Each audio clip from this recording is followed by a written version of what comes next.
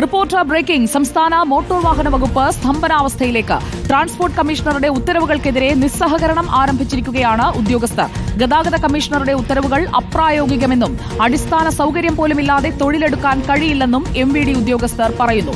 ശനിയാഴ്ച തിരുവനന്തപുരത്ത് നടക്കുന്ന സ്പോർട്സ് മീറ്റ് ബഹിഷ്കരിക്കാനാണ് തീരുമാനം. വാഹന പരിശോധനയടക്കം പ്രതിസന്ധിയിലേക്ക് നീങ്ങുന്ന സാഹചര്യമാണ് നിലവിലുള്ളത്. അഷിൻ ഡിയാഗോ നമുക്കൊപ്പം ചേരുന്നു, ഒപ്പം ദീപക് മലയമ്മയുണ്ട്. ഇതിന്റെ തത്സമയ വിവരങ്ങളിലേക്ക് നമ്മൾ പോവുകയാണ്. ഈ പ്രതിസന്ധി അത് ഏത് രീതിയിലായിരിക്കും മോട്ടോർ വാഹന വകുപ്പിനെ ബാധിക്കാൻ പോകുന്നത് എന്നതാണ് അറിയേണ്ടത്. Ashin Diego, good evening. Motor വാഹന വകുപ്പിൽ ഈ വാഹന പരിശോധനകൾ അടക്കം നടക്കാത്ത ഒരു സാഹചര്യത്തിലേക്ക് പോവുകയാണോ?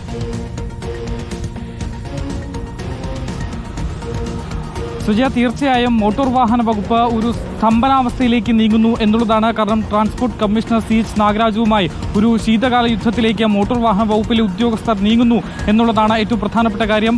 നിസ്സഹകരണമാണ് ഇപ്പോൾ ട്രാൻസ്പോർട്ട് കമ്മീഷണറോട് ഇവർ പ്രഖ്യാപിച്ചിട്ടുള്ളതിന്റെ ആദ്യ ഘട്ടമായി ചന്ദ്രശേഖർ നായർ സ്റ്റേഡിയത്തിൽ ഏപ്രിൽ 5 നടക്കുന്ന സ്പോർട്സ് മീറ്റ് ബഹിഷ്കരിക്കാനാണ് മോട്ടോർ വാഹന വകുപ്പിന്റെ സംഘടനകളുടെ നേതൃത്വത്തിൽ ഇപ്പോൾ തീരുമാനിച്ചിട്ടുള്ളത്. രണ്ട് പ്രധാനപ്പെട്ട സംഘടനകളാണ് ഈ ഒരു പ്രതിഷേധവുമായി മുന്നോട്ട് പോകാൻ തീരുമാനിച്ചിട്ടുള്ളത്. കാരണം അടിസ്ഥാന സൗകര്യങ്ങൾ പോലും ഇല്ലാതെ എങ്ങനെ പണിയെടുക്കാൻ കഴിയും എന്നുള്ളതാണ് ഏറ്റവും പ്രധാനപ്പെട്ട ചോദ്യം.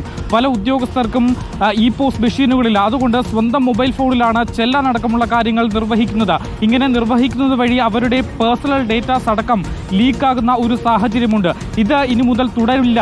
ഇങ്ങനെ ഇത്തരത്തിലുള്ള പരിശോധനയിലേക്ക് പോകില്ല. പകരം പോസ് മെഷീനുകൾ തന്നാൽ മാത്രമേ പരിശോധനകൾ നടത്തൂ എന്നുള്ളതാണ് ഏറ്റവും പ്രധാനപ്പെട്ട ഒരു കാര്യം.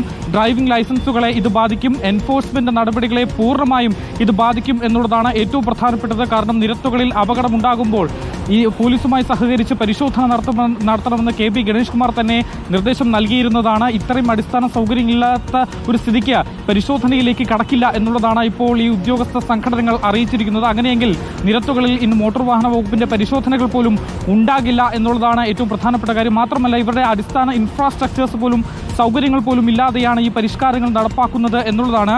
അതിൽ ഏറ്റവും പ്രധാനപ്പെട്ടത് ട്രാൻസ്പോർട്ട് കമ്മീഷണറുടെ പല ഉത്തരവുകളും അത് പൂർണ്ണമല്ല. അത് നടപ്പാക്കുന്നതിൽ ഓക്കെ അഷിൻ, നമുക്ക് ദീപക് മലയമ്മയിലേക്ക് പോകാം. ഇതിന്റെ ഒരു തുടർച്ചയിലേക്ക് വരണമല്ലോ. ഫേസ് ആപ്പ് അറ്റൻഡൻസ് ഒക്കെ ഉദ്യോഗസ്ഥർ ഇപ്പോൾ ബഹിഷ്കരിച്ചിരിക്കുകയാണ്. ഇതിൽ മോട്ടോർ വാഹന വകുപ്പിലേക്ക് നമ്മൾ നാടി നിറക്കുകയാണെങ്കിൽ, ഗുഡ് ഈവനിംഗ് ദീപക് മലയമ്മ, നമ്മൾ പറയുമ്പോഴെല്ലാം പറയണമല്ലോ, സൗകര്യങ്ങളില്ല, ഉദ്യോഗസ്ഥരെ മാത്രം പഴിച്ചിട്ട് കാര്യമുണ്ടോ?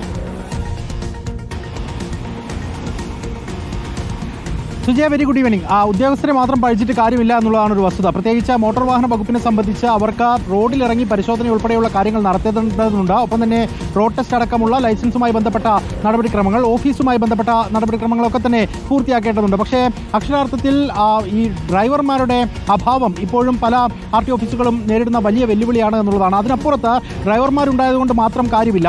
വാഹനങ്ങളുടെ ലഭ്യതക്കുറവ് വലിയ രീതിയിലുള്ള ബുദ്ധിമുട്ട് സൃഷ്ടിക്കുകയും ചെയ്യുന്നുണ്ട്. ഇപ്പോൾ കോഴിക്കോട് തന്നെ ഒരു ഉദാഹരണത്തിന് പറയുകയാണെങ്കിൽ 2 വാഹനങ്ങൾ 15 വർഷം ഇതിനോടകം തന്നെ പൂർത്തിയാക്കി അത് കട്ടപ്പുറത്തേക്ക് കയറ്റേണ്ട സ്ഥിതിവിശേഷമുണ്ട്. ഏതാണ്ട് 60-ലധികം വാഹനങ്ങൾ നിലവിൽ വേണം എന്നുള്ളതാണ് മോട്ടോർ വാഹന വകുപ്പിന് മുന്നിലുള്ള ആവശ്യം. പക്ഷേ നേരത്തെ തന്നെ ഒരു 15ഓളം വാഹനങ്ങൾ മന്ത്രിയുടെ ഇടപെടലിനെ തുടർന്ന് പല RT ഓഫീസുകളിലേക്ക് എത്തുന്ന സാഹചര്യമുണ്ട്. ഇപ്പോൾ മാനന്തവാടി ഉൾപ്പെടെ പുതിയ വാഹനം എത്തിയിട്ടുണ്ട് എന്നുള്ളതാണ് ഉദ്യോഗസ്ഥരിൽ നിന്ന് നമുക്ക് അറിയാൻ സാധിക്കുന്നത്. പക്ഷേ ഈ 60 വാഹനങ്ങൾ വേണ്ടയിടത്ത് 15 വാഹനങ്ങൾ വന്നതുകൊണ്ട് എങ്ങനെയാണ് പരിശോധനകളിലേക്ക് കടക്കാൻ കഴിയുക എന്നുള്ള ചോദ്യമുണ്ട്. മറ്റൊന്ന്, ഈ വാഹനങ്ങൾ പൂർണ്ണ സജ്ജമായാൽ മാത്രമേ രാത്രിയും പകലും എന്നില്ലാതെ തന്നെ മോട്ടോർ വാഹന വകുപ്പ് ഉദ്യോഗസ്ഥർക്ക് പരിശോധനകളിലേക്ക് കടക്കാൻ ഇങ്ങനെയുള്ള ഒരു അടിസ്ഥാന സൗകര്യമില്ല എന്ന ബുദ്ധിമുട്ടിൽ അവർ വലയുകയാണ്. ദീപക് മലയമ്മ പറയുന്നത് അനുസരിച്ച് അങ്ങനെ ഒരു ബുദ്ധിമുട്ടിൽ അവർ വലയുമ്പോഴാണ് ഗതാഗത കമ്മീഷണർ ഉത്തരവുകളൊക്കെ ഇങ്ങനെ അപ്രായോഗികമായ ഉത്തരവുകൾ ഇറക്കിക്കൊണ്ടിരിക്കുന്നത്. ആദ്യം അടിസ്ഥാന സൗകര്യം ഒരുക്കി അവർക്ക് കൊടുക്കൂ, അതാണ് അവർ ആവശ്യപ്പെടുന്നത്. വാഹന പരിശോധനയടക്കം പ്രതിസന്ധിയിലാകുന്ന ഒരു സാഹചര്യത്തിലേക്കല്ല കാര്യങ്ങൾ പോകേണ്ടത്. അഷിൻ ഡിയാഗോയും ദീപക് മലയമ്മയുമാണ് നമുക്കൊപ്പം ചേർന്നത്.